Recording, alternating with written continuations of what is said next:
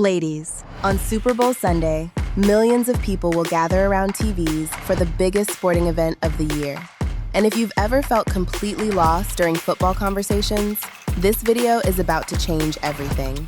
I'm going to give you the ultimate Super Bowl cheat sheet that will have you understanding football better than half the guys at your Super Bowl party. By the end of this video, you'll know exactly what to watch for, what those crazy celebrations mean, and why everyone loses their minds over certain plays. Let's turn you into a football goddess in less than 10 minutes. Here's the thing about football that nobody tells you up front. It's basically a really intense game of keep away mixed with chess. Two teams are trying to move a ball down a field to score points, while the other team tries to stop them. Think of it like a treasure hunt where one team is trying to reach the treasure chest at the end of the field, but the other team is doing everything possible to steal that treasure away. The team with the most points when time runs out wins the game. Now let me break down the 7 essential things you absolutely need to know to enjoy Super Bowl Sunday like a pro. Number 7 is understanding downs and distance. This is the foundation of everything in football. And once you get this, the entire game starts to make sense. Each team gets 4 chances, called downs, to move the ball 10 yards forward. It's like being given 4 tries to advance 10 steps in the right direction. When you hear the announcer say 1st and 10, that means it's the first try and they need to go 10 yards. If they make it past those 10 yards, they get a fresh set of 4 tries. If they don't make it in 4 tries, the other team gets the ball right where they stopped.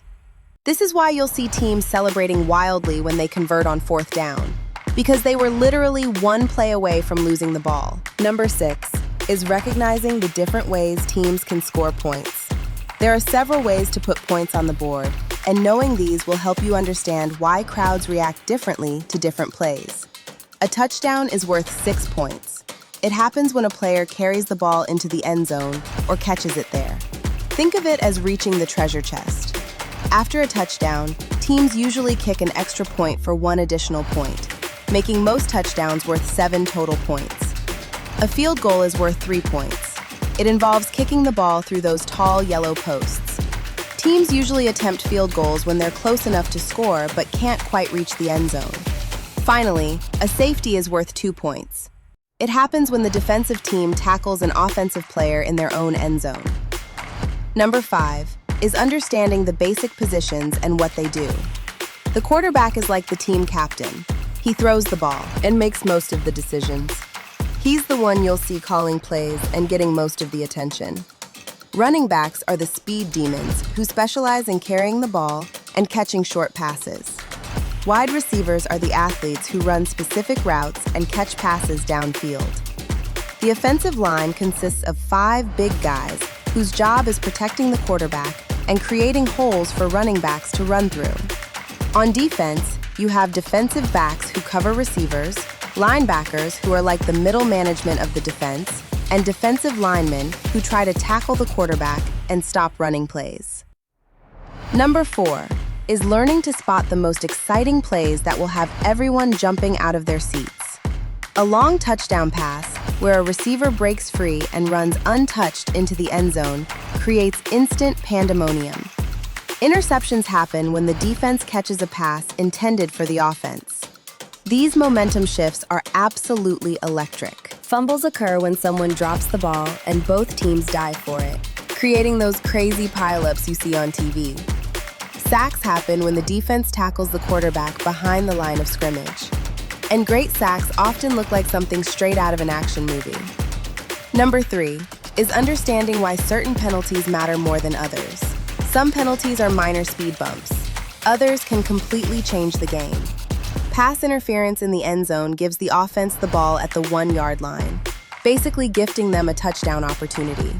Holding penalties can kill drives by pushing teams backward. False start penalties happen when offensive players move before the play begins. These are usually automatic. Personal foul penalties are the serious ones, involving dangerous or unsportsmanlike conduct. Number 2 is recognizing crucial game situations that create maximum drama. 2-minute warnings are automatic timeouts that happen when 2 minutes remain in each half. These moments often determine who wins the game. Red zone situations occur when teams are within 20 yards of scoring. This is where defenses get desperate and offenses get creative. Fourth down decisions are make or break moments. Teams must choose between punting the ball away or risking everything to keep their drive alive. Number 1 is understanding clock management and why time becomes the most important factor in close games. Teams trailing late will use timeouts strategically to stop the clock after certain plays. You'll notice players intentionally stepping out of bounds to stop the clock when their team needs to preserve time. The opposite happens when teams are leading. They'll try to keep the clock running by staying in bounds and running plays that consume maximum time. Here's your Super Bowl watching strategy. Focus on the down and distance displayed on screen. Watch for explosive plays that create momentum shifts. Pay attention to how teams manage the clock in crucial moments. Most importantly, don't be afraid to ask questions. Even experienced fans love explaining the nuances of plays they just witnessed. You're now equipped with everything you need to confidently enjoy Super Bowl Sunday. Remember, the Super Bowl is entertainment. Yes, it's a big game, but it's also about the commercials, the halftime show, the food, and spending time with people you care about. You're allowed to care more about the snacks than the score. You're allowed to be more excited about the halftime show than the game itself. You're allowed to enjoy it however feels right for you. The most important thing is giving yourself permission to relax and have fun. You now have enough knowledge to follow along confidently. You understand the basic goal. You know when to cheer. You get how scoring works. And you have some smart things to say when the moment calls for it. So go into your Super Bowl party with your head held high. You've got this. Drop a comment and let me know which team you're rooting for, if this is your first Super Bowl, or who you're watching with. And if this helped you feel more confident, hit that like button and subscribe for more content that meets you exactly where you are. I'm Coach T. This is Fourth and Fierce. Football, faith, for her. Now go enjoy the game.